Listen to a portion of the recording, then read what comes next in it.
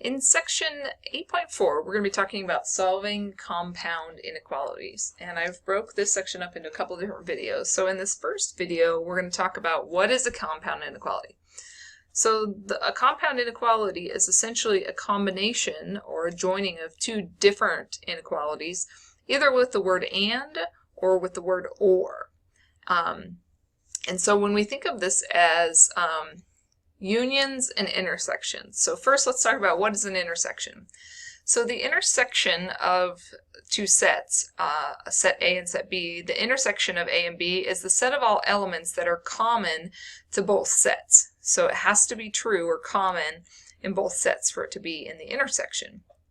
Whereas the union of sets is the set of all elements that belong to one set or the other or both of them. So that's the union of two sets, set A union set B. And if you think of this as in terms of a Venn diagram, so if this is your set A and this is your set B, and I'm going to label these here so you can see them. There's A and there's B.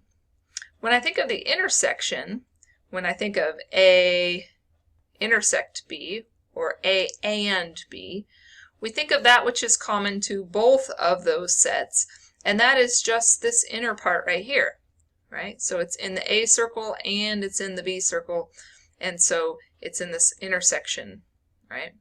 In that piece right there. Whereas when you think of the union of two sets, when you think of them as Venn diagrams, again, here is our A and here is our B, the union of these sets is elements that belong to A or B or both. So if it belongs to A, it can be over here, and it can be also in here, but that's also part of B. B, that's the both part, remember? Or it could be over here in B. So it could be in A, it could be in B over here, or it could be in the part which is A or B, the part where they're the same, A and B. So that's the union of A and B. Okay. So let's think of it in terms of actual numbers. So let's say that A is this set with the numbers 2, 3, 4, 5, 6, and B is the set with the numbers 2, 4, 6, 8, and 10. So first think about A and B, or A intersect B. Now the set A intersect B is the part that they have in common. So the number 2. 2 is in both of them, so 2 counts as in the intersection. What about the number 3? 3 is here, 3 is not here, so they is not in the intersection. 4 is in both, so 4 is in the intersection. 5 is here, but not here. 6 is here and here, so that is in the intersection. And that is all of that's in A.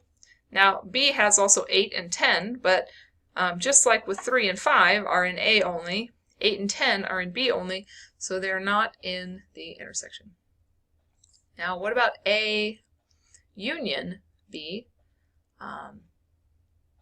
Well, that means it can be an A, 2, 3, 4, 5, 6, 2, 3, 4, 5, and 6. Or it can be in B. Well, B can also have 2, 4, 6, 8, and 10.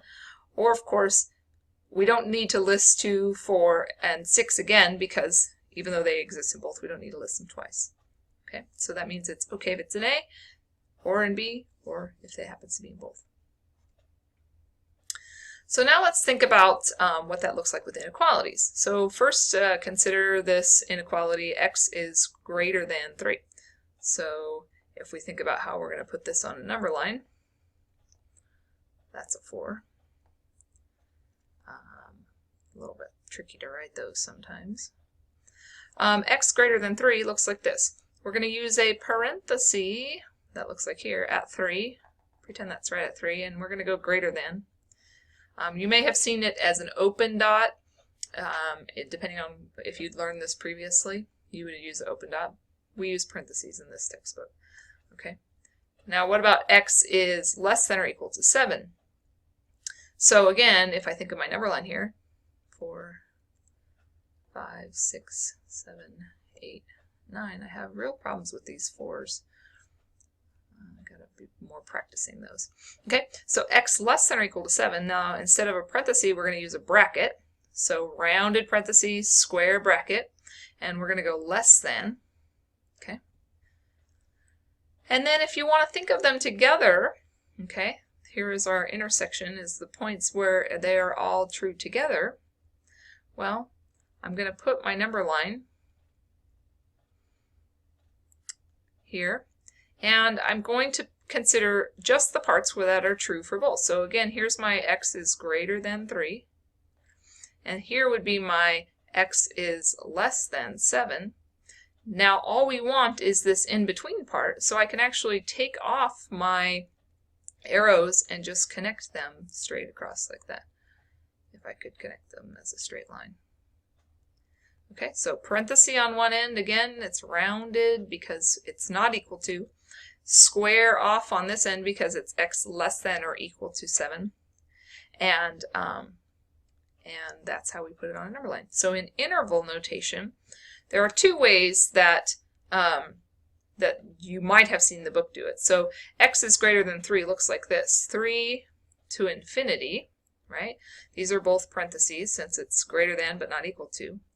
X less than or equal to 7 looks like this. Goes from negative infinity up to 7. This one is a square bracket. And this is a parenthesis because infinity always gets these together. And since this is the intersection of them, we could put this together like this. So it's the intersection of these two intervals. Or we can combine it into just one interval, and this is how the book is going to have you do it when you're doing these compound inequalities that involve and, is we are essentially going just from 3 to positive 7. That's what it looks like on our number line. Parenthesis with a 3, bracket with a 7 means non-inclusive. It cannot be 3, but it can be 7 because we had less than or equal to 7. Okay. So that's the start of our section 8.4. I'll see you in the next video.